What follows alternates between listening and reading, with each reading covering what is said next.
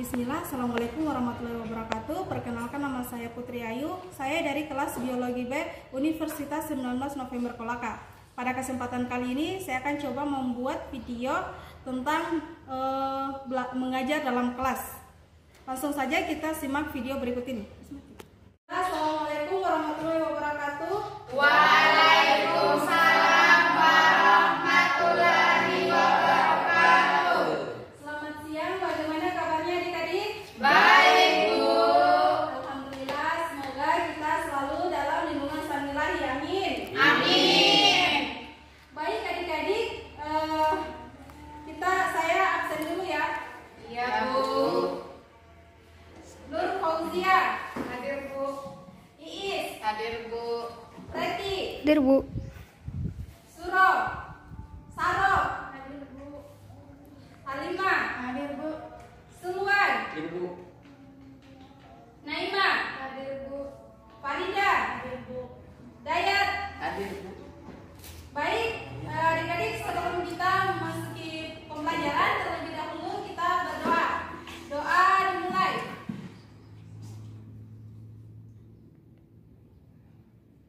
Doa selesai. Baik, silakan adik-adik buka slide yang ada di HP-nya adik-adik. Iya.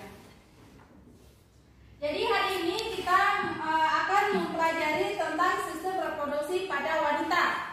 Nah, pertama-tama kita ketahui dulu apa yang dimaksud dengan sistem reproduksi. Jadi, reproduksi ini berarti membuat kembali. Artinya, sistem reproduksi pada manusia mampu menghasilkan atau mampu memperoleh keturunan.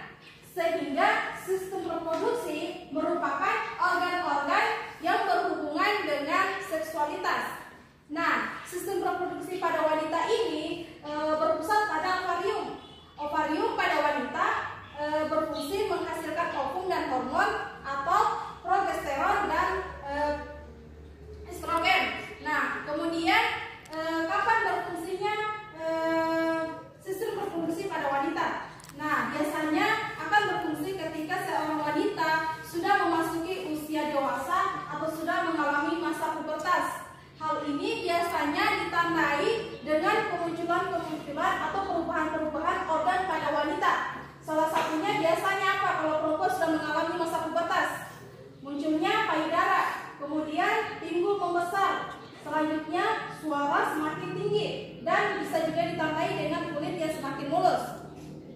Nah, kita masuk pada alat reproduksi pada wanita, di mana alat reproduksi pada wanita ini terbagi menjadi dua bagian.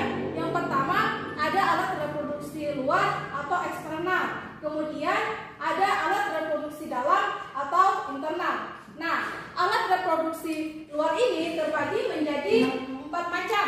Yang pertama ada vulva, di mana vulva ini terbagi menjadi dua bagian lagi. Yang pertama ada labia minor dan ada labia mayor. Selanjutnya alat reproduksi yang kedua ada klitoris atau kelentir. Nanti adik-adik bisa baca di slide penjelasannya bisa dibaca di slide HP-nya.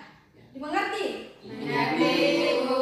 Nah, alat yang keempat ada orifisium atau uretra, atau maksudnya muara saluran kencing. Dan alat yang keempat ada himen. Kita masuk pada alat reproduksi dalam, di mana alat reproduksi dalam ini dia terbagi menjadi 6 macam. Yang pertama ada ovarium. Ovarium ini dia terdiri sepasang rongga perut. Selanjutnya ada fibria, di mana fibria ini dia berfungsi sebagai menangkap ovum dari ovarium. Jadi dia fibria menangkap ovum dari ovarium. Jadi jangan sampai dikali keliru. Ovum dan ovarium itu berbeda. Dipahami? Paham, Bu. Nah, kita masuk pada alat yang ketiga, ada infibidium tuba, di mana infibidium tuba ini dia berfungsi menampung ovum yang ditangkap dari fibria. Menangkap ovum, di mana ovum ini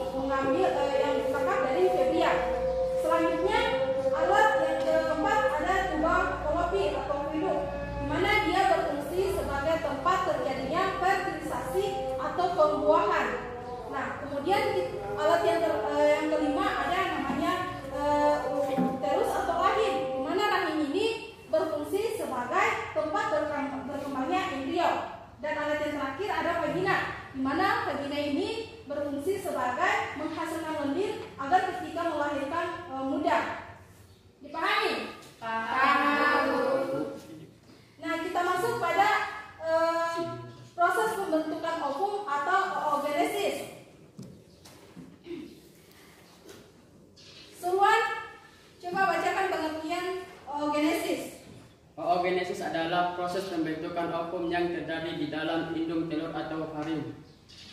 Baik, betul sekali. Jadi adik-adik, proses pembentukan ovum ini terjadi beberapa tahap. Nah, adik-adik bisa baca di slide HP-nya adik-adik. Di situ pertama-tama terbentuk dulu oogonium, kemudian terbentuk oosit primer atau calon sel telur.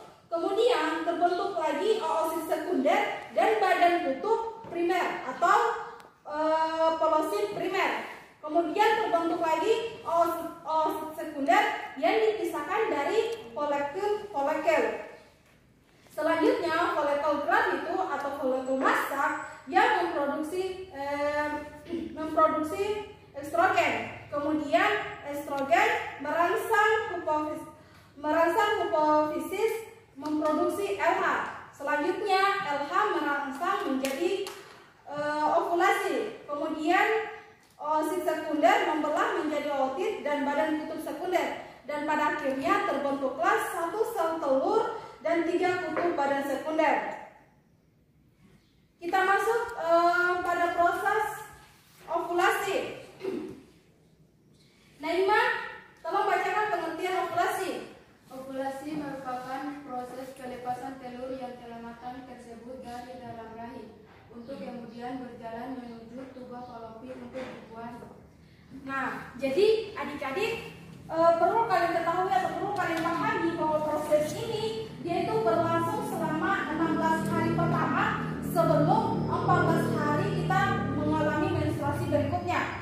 Jadi misalnya saya lagi 14 hari mau halangan atau menstruasi, maka proses ovulasi ini sudah terbentuk terlebih dahulu. Dipahami? Paham, Bu. Bagus. Selanjutnya kita masuk pada proses menstruasi. Iis, tolong bacakan pengertian menstruasi deh. Proses menstruasi adalah peluruhan menjadi rahim, endothelium yang disertai dengan terjadinya pendarahan. Siklus menstruasi, siklus haid yang normal berkisar antara 29 sampai 28 sampai 29 hari. Ada beberapa perempuan yang masa siklusnya berlangsung dari 20 sampai 35 hari masih dianggap normal. Nah, jadi adik-adik perlu kalian ketahui memang siklus menstruasi pada wanita ini itu berbeda-beda atau tidak sama. Namun 90% itu siklus wanita ini terjadi 25 sampai 35 hari. Sedangkan 10%-nya itu siklusnya terjadi hanya sampai 28 hari. Dipahami? Paham, Bu. Baik, kita masuk pada fase menstruasi. Jadi menstruasi ini dia fasenya terjadi 5 tahap. Nah, tahap yang pertama ada fase menstruasi, dia berlangsung 3 sampai 4 hari. Kemudian ada fase pasca menstruasi, di mana selama kurang lebih 4 hari luka akibat peluruhan dinding rahim tersebut akan sembuh secara perlahan. Kemudian fase proliferasi atau fase praovulasi, di mana fase ini berlangsung dari 5 sampai 14 hari. Selanjutnya ada fase sekresi atau fase ovulasi, di mana fase ini berlangsung hanya pada hari ke-14 saja atau itu pada sudah masuk masa subur. Selanjutnya masuk pada fase yang terakhir ada fase pasca ovulasi, di mana jika ovum tidak dibuahi maka hormon estrogen dan hormon progesteron itu akan mengalami kemunduran. Dipahami? Bisa dimengerti? Bisa, Bu. Baik, kita lanjut pada fase fertilisasi atau pembuahan, di mana proses fertilisasi ini merupakan peleburan gamet-gamet haploid, yaitu sel hormon dan sel ovum yang sudah matang akan membentuk zigot haploid. Kita masuk pada proses gestasi atau kehamilan, di mana proses ini adalah proses perkembangan embrio di dalam uterus setelah terjadinya fertilisasi atau pembuahan. Kita masuk pada proses persalinan. Proses persalinan ini terjadi akibat serangkaian kontraksi uterus yang kuat dan berirama. Nah, proses persalinan ini terjadi 3 tahap. Yang pertama, pembukaan serviks. Yang kedua, pengeluaran bayi, dan yang ketiga ada tahap pelepasan plasenta. Dipahami? Paham, Bu. Baik, yang terakhir ada proses pembentukan ASI, di mana ASI ini hanya diberikan kepada bayi yang baru berumur 6 bulan saja. Hal ini disebabkan karena saat baru belajar menyusui, isapan bayi itu merangsang mengeluarkan air susu ibu. Yang kedua, ASI itu steril dan mudah dicerna oleh bayi dan mengandung antibodi. Nah, yang ketiga, ASI yang pertama keluar mengandung zat kekebalan. Dan yang keempat ada mempercepat perangsangan berat badan ibu setelah melahirkan. Baik adik-adik, mungkin itu saja penjelasan materi tentang sistem reproduksi pada wanita.